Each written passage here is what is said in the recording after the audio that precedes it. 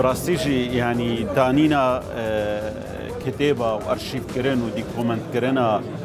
شورشا سوري تشتكي جلكي جرنجي بتايبجي دو وقتي ويده دما ويده أنا هاتي داني تايبت من ياويجي تشتاق أنها دكتور عبد الحكيم بشار ديتيني يعني جاليكي و رحنايكي داويجي سروشا سوري تفدي آدجي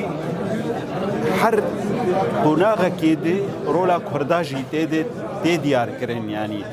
بشداريا كردا يعني هناك جارنا خلقك جبيرة دكي إنه أمل دربي حدثن نا النولوي تيخو ياكرن لغوري نويساندن ودانين وهبونا دي كومنتا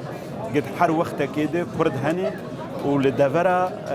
يعني بلندنجي نا لسر هامش دهندري شورشا سوري شخوا هر تشتك بي كرن هر جهدك بي دانين وسودا جهبي وفيدا جهبي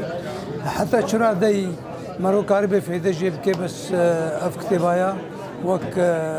عنوان اوي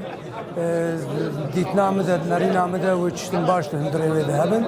وبكيماني اوي ده وديالوكا كيفاكي وقفتوغو كيفاكي وبرسك تشي ببي حتى كي جارا دي اف شورشايا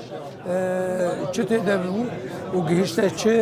واف غريزاغو ام قهشني ده سدمي واسبابي تشتكي نوها درد كفيش بو شورشي ماداك كفي دستي خلقي مدى كارن قفتوغو يمكن ديالوكي يمكن حتى كي جارا دي يك متفق به يا مختلف به بس آگو گل کی باش و انجام بده آگو دیالوگ ود که ایگو آگو دانستاندنه ود که و میسر میزدک و